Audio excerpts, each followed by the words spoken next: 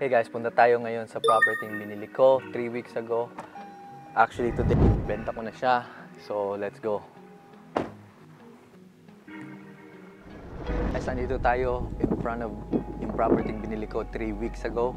Today actually yung possession ng other buyer ko. Very profitable deal kasi hindi ko na siya kinailangan i-renovate. As is ko siyang binili and kumita ako ng pera. Puntahan natin and I'll show you guys what it looks like inside as is. Ano kaya to? Pang-cooler siya. I think.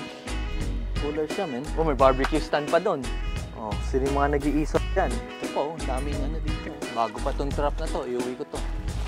Mga nakikita mo sa agad property. As is, may mga value din sila eh. Dami ko na nakuha dito eh. May nakuha akong mga laruan. May nakuha akong yung old na camera.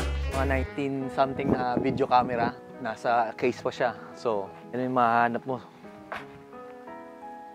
Tara, punta tayo sa loob.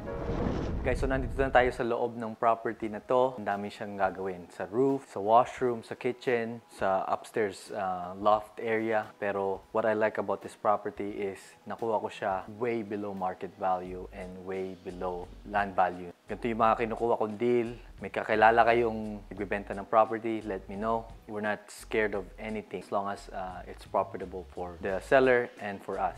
Isa pa sa nagustuhan ko dito sa property na to, open concept na yung living room area niya. And meron siyang isang bedroom sa main floor and a washroom on the main floor. Tsaka meron na rin siyang plumb for a washroom downstairs in the basement. Ito yung kitchen sa likod ko and pag nakatayo ka dito sa kitchen, makikita mo na yung living room. Kaya ang ganda ng layout ng bahay na to.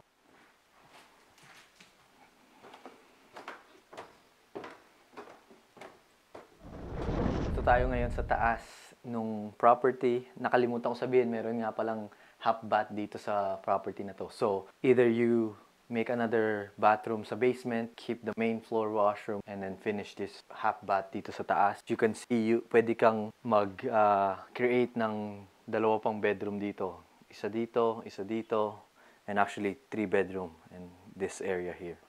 So, paano ko nakuha tong deal na to? Nakuha ko siya dahil dun sa pinagpiprintan ko ng flyers. Nagwo-work siya doon. Nakita niya yung flyers ko. I've been doing business with them since I started 3 years ago. Siyempre, nakikita niya yung flyers ko. Nagpiprint ako doon. Tinawagan niya ako. Ang kapatid niya merong bahay na gustong ibenta. Nasa kanila tong property na to since 1992, 1991. And so, binigyan ko yung taong yon ng referral dahil siya ang nagbigay sa akin ng lead na to.